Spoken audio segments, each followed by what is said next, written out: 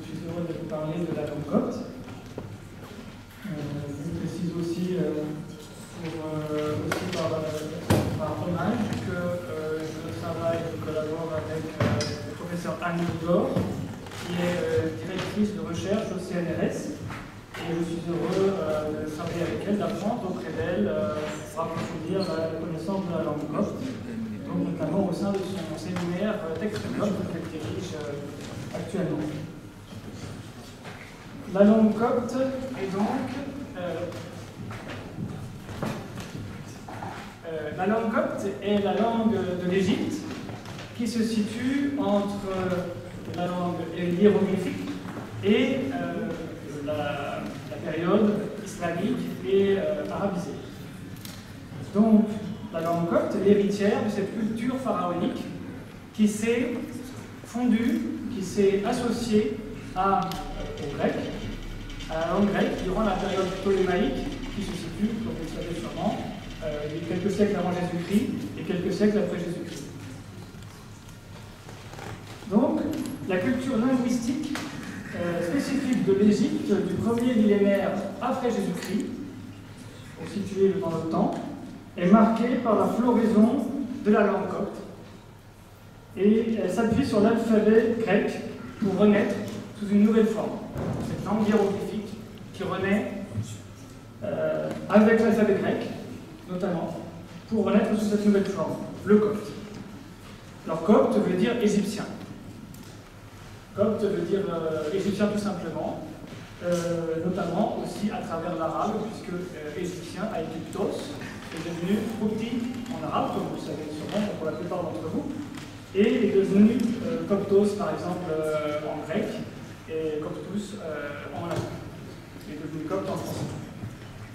Donc le copte va être profondément lié à la culture de l'Égypte chrétienne, entre le IIe siècle notamment, et la fin du Moyen-Âge, à peu près. Elle va marquer la culture donc, de l'Égypte chrétienne, tout entière. Alors, ici, vous voyez un extrait de la grammaire égyptienne de Champollion. Alors, vous connaissez sûrement, la plupart d'entre vous, le nom de Champollion.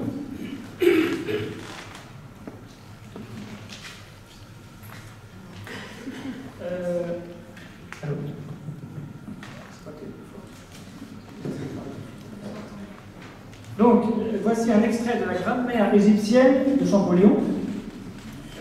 Vous connaissez Champollion qui a décrypté, qui est très connu, ce savant, ce jeune savant, qui est mort d'ailleurs assez jeune, dans la première moitié du XIXe siècle, et qui est le premier à avoir déchiffré de manière décisive la langue hiéroglyphique. Et nous savons aujourd'hui très bien qu'il a pu le faire, il a pu décrypter cette langue hiéroglyphique grâce au copte. Donc il est passé par une connaissance du copte pour décrypter les hiéroglyphes. Ici, vous voyez donc un extrait de sa grammaire, de ce qu'il appelle la grammaire égyptienne. Alors aujourd'hui, on utilise des termes plus précis, hiéroglyphique, hiératique, etc.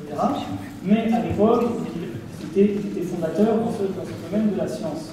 La préposition copte M ou M, qui se place entre les noms en construction, est habituellement représentée dans les textes hiéroglyphiques et hiératiques par le caractère phonétique sous la forme de la chouette. En fait, c'est chercher la chouette. Là, je ne me rappelle pas très bien.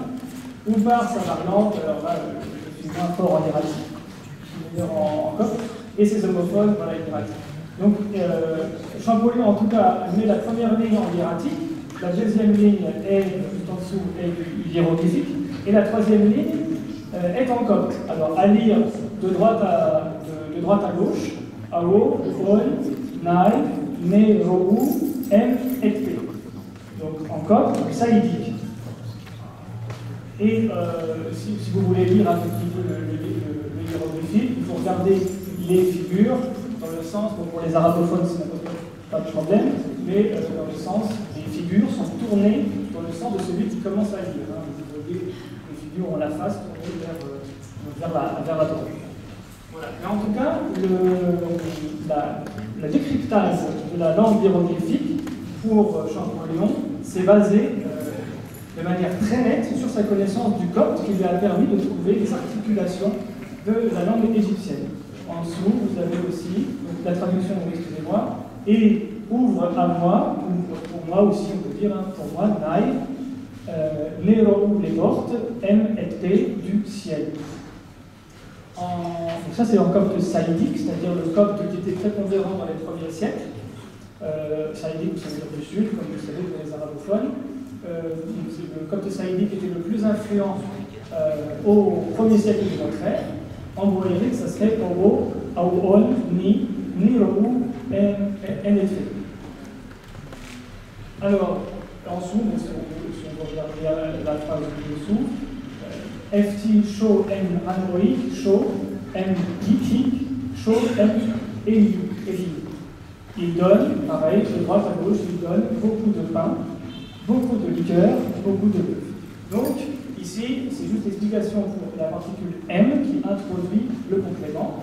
Et on voit que cette particule M, qui est caractéristique au copte, a permis à Champollion de comprendre la particule qui est sous la forme de la chouette.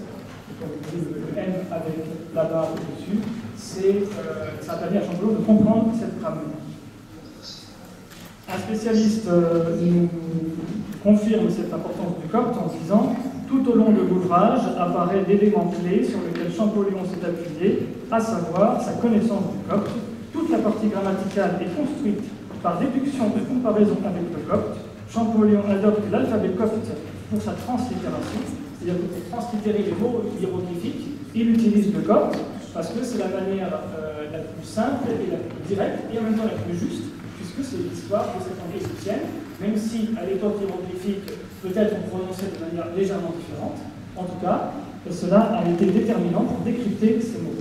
Champollion adopte l'alphabet copte pour sa translittération. Cet appui sur le copte est tellement fort que Champollion a écrit dans les livres coptes, le pronom précède le verbe conformément à la prononciation égyptienne de tous les âges, tandis que dans les textes hiéroglyphiques et hiératiques, les scribes, se conformant à la règle d'exprimer d'abord l'idée principale, placèrent toujours les pronoms simples immédiatement après le verbe, comme s'ils eussent été réellement des pronoms affixes.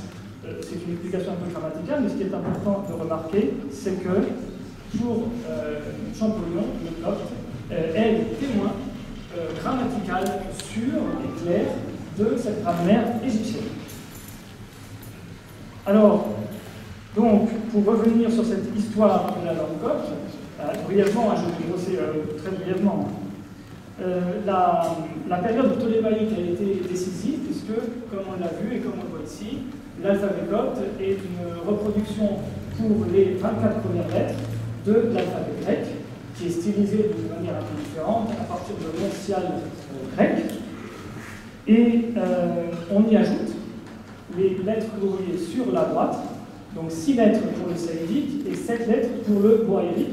Le boaérique, c'est le copte du nord de l'Égypte et qui sera le copte qui va devenir la langue liturgique de l'Égypte chrétienne, notamment à partir du 9e siècle après Jésus-Christ.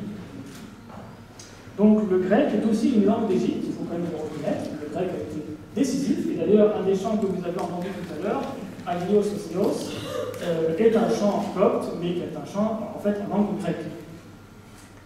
Donc il y a une grande part de grec dans la liturgie copte, parce que justement, cette liturgie copte a été le lieu d'une acceptation, d'une fusion, d'une intrication de cette culture grecque hellénistique qui a été extrêmement importante, notamment Alexandrie, le centre intellectuel d'Alexandrie. Et on voit que l'Église copte et la langue copte a permis d'intégrer et de perpétuer cet héritage à travers cet alphabet copte aussi, puisque cet alphabet permet d'écrire du copte comme du grec.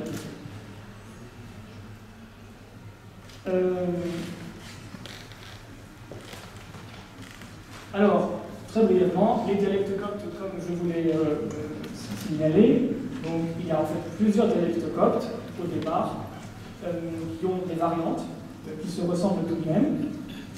Le boaérique au nord, le fayoumite dans la région du Fayoum, le mésokémique sur l'est, le lycopolitain au centre, mais il y a aussi le saïdique qui commence à avoir son influence, l'acnémique et le saïdique, et après il y a encore d'autres variantes. En réalité, à partir du 4e siècle, 5e siècle, le saïdi qui va être vraiment prépondérant et le boaérique ensuite.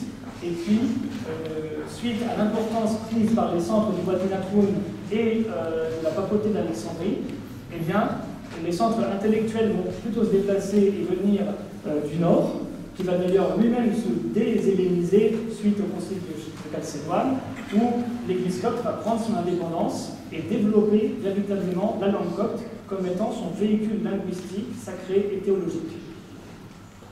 Donc à partir du 5e siècle. Et ce qui va permettre au boaérique d'émerger et de supplanter le saïdi, même si, bon, ils ont beaucoup de parenté, bien sûr. Donc le boaérique est cette version du copte d'aujourd'hui, jusqu'aujourd'hui, dans l'Église copte, qui est devenue la langue liturgique et qui a permis de transmettre cette langue copte et cette culture égyptienne chrétienne. Je voulais juste mentionner c'est d'avance, s'il te plaît. Là, pour des raisons esthétiques, je voulais quand même mentionner, faire un petit hommage à la lettre Psi, qui, comme vous le voyez, a été stylisée de manière encore beaucoup plus nette qu'en grec, sous la forme d'une lyre, et pour être liée à la notion de psalmos, psaume, ce qui fait partie un petit peu de cette particularité esthétique, en même temps sacralisante, liturgique du copte. Alors, voilà, donc là, je vais brosser très brièvement quelques exemples de manuscrits coptes. Donc la littérature copte est évidemment très riche. Elle est essentiellement religieuse, mais aussi documentaire. On trouve des documents en copte, des contrats par exemple, on trouve des contrats de mariage en copte, jusqu'à des périodes tardives, jusqu'au XIIe ou XIIIe siècle même, on trouve encore des contrats de mariage en copte en Égypte. Donc on trouve des textes profanes, des comptabilités, des ostracas, des lettres. On écrivait sur des bouts de parchemin ou des ostracas, c'est-à-dire des bouts de poterie. Bien sûr, l'Égypte est un grand pays de traduction de la Bible, d'abord en grec avec les Septante, avant Jésus-Christ, et au 1er siècle de notre ère aussi. Puis, cette Septante grecque, qui a été traduite majoritairement en Égypte, s'est transmise à l'Église copte et a été à l'origine d'une traduction de la Bible en copte, donc en saïdique et dans divers dialectes que vous avez vus, puis finalement en boaérique, pour devenir l'écriture sainte de l'Église copte. Donc on trouve aussi des manuscrits magiques, des textes apocryphes, notamment, mais pas seulement, des textes dignostiques de Nag Hammadi, qui ont énormément fasciné les savants, car cela démontrait qu'il y avait une floraison culturelle chrétienne en Égypte, notamment au IIe et IIIe siècle. Il y a bien évidemment des textes monastiques. L'Égypte a été un énorme centre monastique pour les églises chrétiennes, des apophthegmes, les pères du désert, notamment du Wadi Nakhroun et d'ailleurs, des lettres, évidemment, les moines s'échangeaient énormément de lettres, et des canons où les abbés, les igomènes des monastères, écrivaient, et aussi leurs testaments, et les testaments d'abbés qui sont extrêmement importants. Notamment le corpus de Chénouté, on appelle Chénouté en français, Chénouti en copte, Chénouda en arabe, Chénouda l'archimandrite, on appelle Chénouti l'archimandritis en copte, et un auteur saïdite extrêmement important de la fin du IVe siècle et du début du Ve siècle.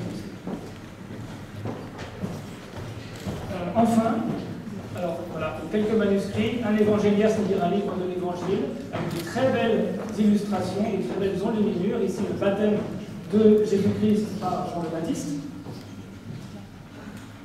Et ici, un manuscrit qui est purement liturgique, qui est la liturgie elle-même.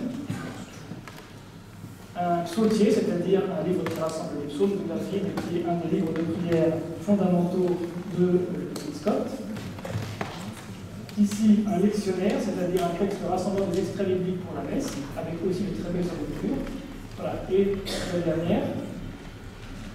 Voilà. Alors, donc ici, vous avez un texte du XIVe siècle qui, en réalité, est un texte en néo-saïdique qui a été pour prouver la vitalité encore permanente de la langue copte. Et ici, donc, ce texte, normalement, à une époque où le copte avait disparu, est encore vivant. Voilà, je vous remercie.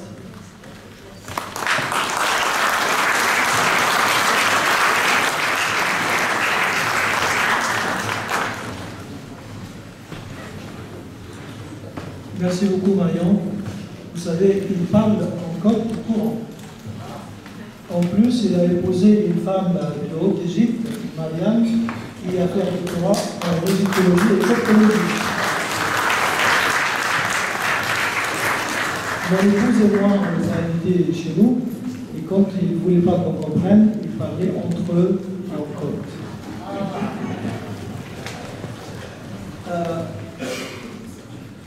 Nous avons Monsieur le maire qui est arrivé. On est très reconnaissant pour Madame Samia Bagdad qui a pu remplacer au début de séance et faire le remerciement et le d'accueil. Mais maintenant que Monsieur le maire est là, Monsieur Gervais Leclerc, qui nous a reçus ici dans sa mairie, le mot est à vous.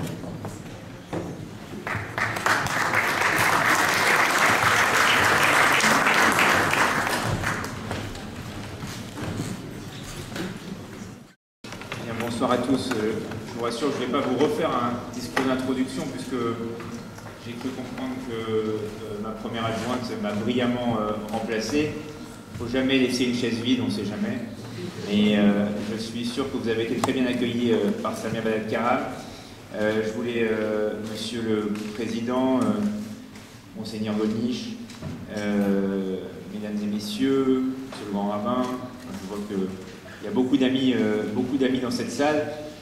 Je voudrais juste, ça me tenait à cœur de venir vous accueillir à la mairie 16e. Alors vous accueillir pas au début, mais en tout cas venir vous dire un mot. Je suis bloqué en séance du Conseil de Paris, mais j'ai tenu à faire un petit aller-retour assez court, puisque je dois y repartir, puisqu'on est en séance à la mairie de Paris. Et donc c'était important pour moi de venir vous voir ce soir.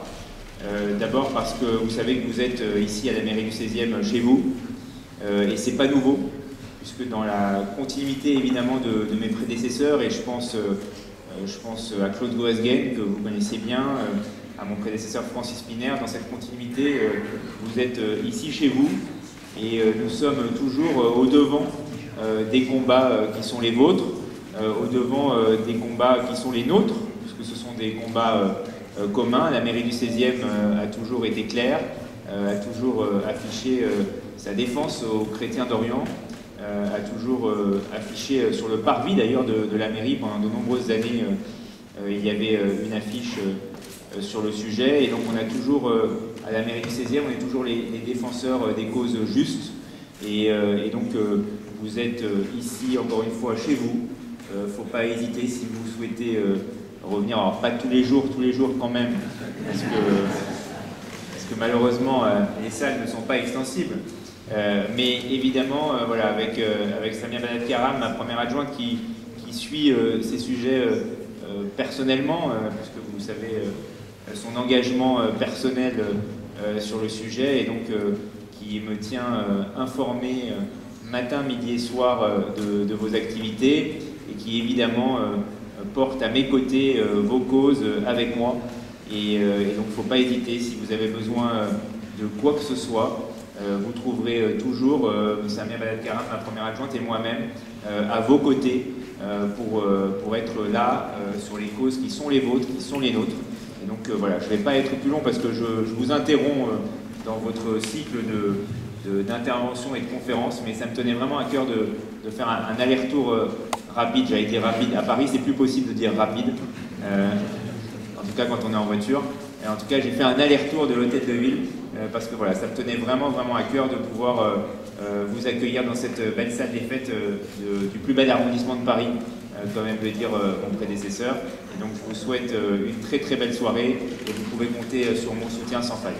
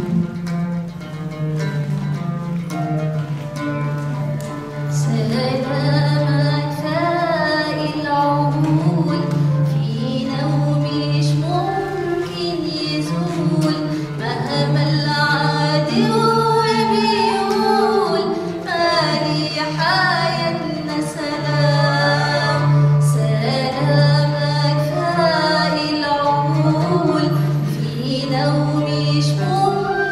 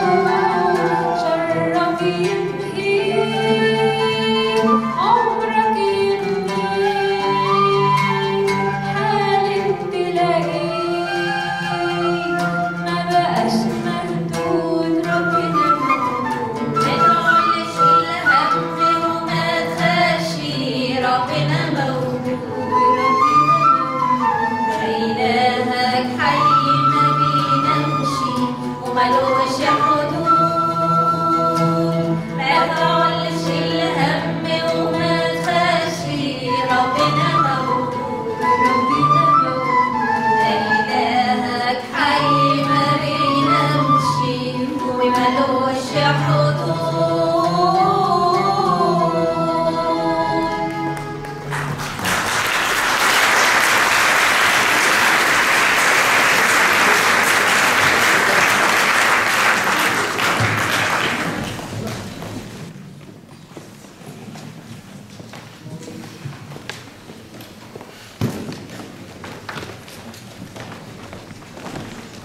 Merci beaucoup pour la chorale égyptienne des grands et des petits.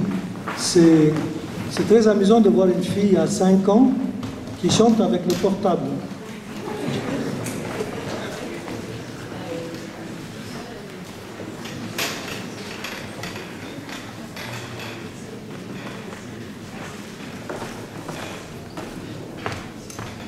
Nous avons le plaisir d'avoir parmi nous ce soir une personne spéciale, M. Khaled Anani, qui est l'ancien ministre du Tourisme et des Antiquités égyptiennes. Je vous ai vu, je ne vous connais pas personnellement, mais je vous ai vu beaucoup à la télévision et vraiment j'admire tout ce que vous avez fait pendant les quelques années où vous avez tenu ce ministère. M. Khaled Anani est également candidat à la présidence lors des prochaines élections à la présidence de l'UNESCO et on lui souhaite vraiment le succès. Monsieur Khaled.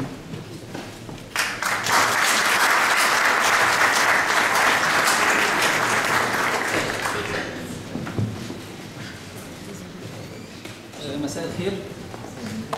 C'est avec vous. Vous entendez? Chères Excellences, chers dignitaires religieux, c'est avec beaucoup de plaisir, une grande joie, que je me trouve parmi vous ce soir pour célébrer un événement qui m'a été très très cher pour moi dans toute ma vie et surtout pendant mon mandat ministériel. C'est l'inscription des festivités associées au voyage de la Sainte Famille en Égypte sur la liste représentative du patrimoine culturel et matériel de l'UNESCO en 2022. C'est une agréable soirée spirituelle, culturelle et aussi amicale, parce que beaucoup parmi vous, nous sommes déjà de très bons amis. J'ai préparé un mot qui est bien élaboré, mais je préfère improviser, parler de mon cœur, parce que ce dossier, mon histoire avec le voyage de la Sainte Famille remonte au début des années 90. Quand j'ai commencé ma carrière comme guide touristique en Égypte, accompagner les touristes sur les principaux sites archéologiques, et un jour j'étais recruté par une agence française qui travaille en particulier avec des touristes français qui sont très intéressés par le patrimoine culturel copte. Et c'est avec eux que je sillonnais toute l'Égypte pour visiter la grande plupart des monastères et des églises, non seulement ceux sur l'itinéraire de la Sainte Famille, mais aussi le Couvent Blanc, le Couvent Rouge, Saint-Paul, Saint-Antoine, le Sinaï, Alexandrie, partout. C'était une très très grande expérience. Je ne savais pas qu'un jour, 25 ans plus tard, je serai le ministre des Antiquités, donc en charge de ce patrimoine culturel unique. Et on a travaillé au ministère sur ce dossier sur 3 axes parallèles. Le premier, c'est la restauration. Quand on faisait avec les églises et les monastères en Égypte, au quotidien, et on a pu inaugurer beaucoup de projets de restauration des églises, des monastères qui sont sur l'itinéraire de la Sainte Famille. J'en cite comme exemple l'église de Saint-Serge au Vieux-Caire, السيدة العذراء والشهيد أبانوب سمنود, Sakha, Kafr el-Sheikh, Shar'iyya. Donc ça c'était le premier dossier, c'est la restauration, préserver ce patrimoine religieux et culturel pour les générations ultérieures. Le deuxième axe, c'était le travail de valorisation en tant que ministre du Tourisme et des Antiquités. C'est rendre ces sites visitables. Parce que quand je les ai parcourus au début des années 90, il y avait beaucoup de défis touristiques, d'infrastructures, de routes, etc. Donc c'est un dossier qui a été entretenu par le gouvernement égyptien dans 8 gouvernorats, commençant par le nord du Sinaï, Sharqiya, Kafr el-Sheikh, Gharbiya, Bahira, Le Caire, Minya, jusqu'à Assiout. Et je peux dire que la plupart de ces projets ont été déjà inaugurés. Et le dernier dossier, j'en suis très fier, En 2018, j'ai constitué un comité national avec des instances gouvernementales et non gouvernementales, avec des experts, avec des représentants de l'Église, avec des chercheurs et des professeurs d'université, pour préparer le dossier d'inscription des fêtes associées au voyage de la Sainte Famille. Ce comité national a travaillé pendant presque 2 ans, puis ils ont rendu ce travail à notre délégation permanente à l'UNESCO qui a fait le travail et finalement ce dossier très important enfin a été inscrit en 2022. Mounir Bek, je ne me suis pas empêché de penser à la cérémonie que vous aviez organisée le 1er juin pour fêter l'arrivée de la Sainte Famille en Égypte. Donc c'est dans 9 jours exactement, et c'était au Vieux-Caire. Et pendant qu'on entendait des beaux chants comme ceux qu'on a entendus tout à l'heure, il y avait l'imam de la mosquée Amr ibn al-As, qui est la première mosquée en Afrique, qui a commencé à psalmodier à quelques centaines de mètres. Je vous ai demandé de me laisser continuer, qu'on continue ensemble. Ce mix, ce mélange des chants coptes avec l'appel à la prière des musulmans était agréable, surtout qu'on était à 100 mètres de la synagogue de Ben Ezra. Ça, c'est la diversité culturelle dont on a besoin. Je vous souhaite une très belle soirée. Merci.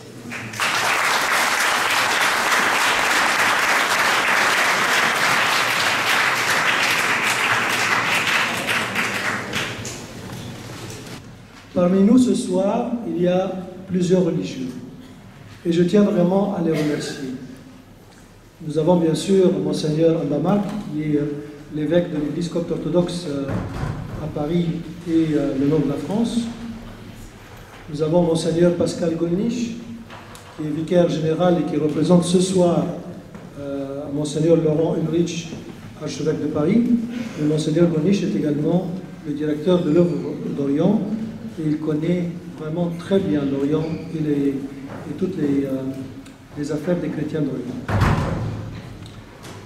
Monseigneur Marcel Smeikel, j'espère que je le prononce correctement, il est chargé d'affaires de l'annonciature apostolique et il représente ce soir le nonce apostolique Monseigneur Celestino Miglior, qui nous a écrit pour nous remercier et qui ne pouvait pas être là disponible, et pour cela il a chargé Monseigneur Marcel Smeikel de le représenter ce soir. Nous avons aussi Monseigneur Peter Karam, qui est l'administrateur apostolique maronite, donc le Liban. Nous avons Père Yacoub Aydin, qui est prêtre de l'église syriaque orthodoxe. Monsieur Pierre Boutros Maximos est le premier diacre de l'église copte catholique à Paris.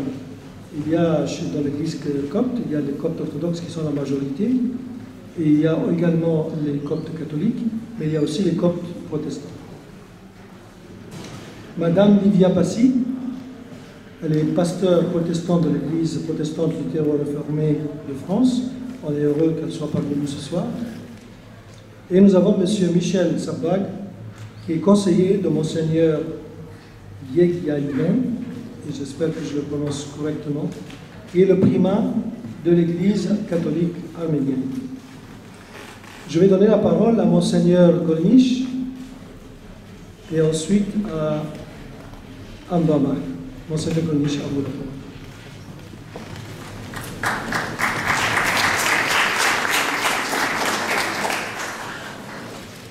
Monseigneur Ulrich, archevêque de Paris, regrettait de ne pas être là ce soir, mais il tient à vous féliciter, en particulier vous, Monsieur Maher, pour cette soirée.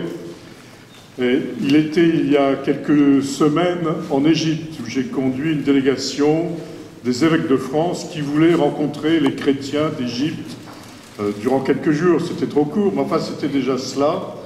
Il y a eu donc des rencontres avec les évêques catholiques d'Égypte, mais aussi peut-être le point le plus culminant de notre rencontre a été une audience que nous a accordée Sa Sainteté le pape Tawadros, et nous avons été profondément marqués des échanges que nous avons pu avoir avec Sa Sainteté. Nous avons également rencontré des dominicains de l'IDEO qui nous ont dit tout le travail qu'ils faisaient à partir de leur bibliothèque, qui est l'une des plus grandes bibliothèques au Moyen-Orient sur l'islam, le travail qu'ils faisaient avec les doctorants de l'université Al-Azhar. Donc ils ont été passionnés par tout cela. Ils ont été très impressionnés de voir les chrétiens non pas repliés et renfermés, mais en mission, en ouverture, le dynamisme des écoles chrétiennes en Égypte qui reçoivent des élèves chrétiens, mais aussi des élèves musulmans, comme nous le savons tous. Donc ce dynamisme a beaucoup impressionné. Il y avait le président des évêques de France, Monseigneur Éric de Moulin-Beaufort, l'archevêque de Paris, l'évêque de Nanterre, qui est jumelé avec le diocèse du Gizeh, et puis le secrétaire général de l'épiscopat. Donc ça a été une très belle rencontre et qui a rejoint donc le dynamisme de l'Égypte. Pour terminer, nous savons combien il est important pour les Français d'aller en Égypte, de découvrir ce magnifique pays qui est le vôtre, mais aussi l'importance pour l'Égypte de pouvoir accueillir avec bienveillance et esprit d'accueil ces touristes. Et je souhaite, le prêtre que je suis, sera heureux de contribuer à ce que ces touristes ne soient pas seulement des touristes, mais soient également des pèlerins. Voilà. Je souhaite pouvoir contribuer au développement de ce tourisme en Égypte pour que l'Égypte soit vraiment un lieu de pèlerinage, comme vous l'avez évoqué, Monsieur le ministre.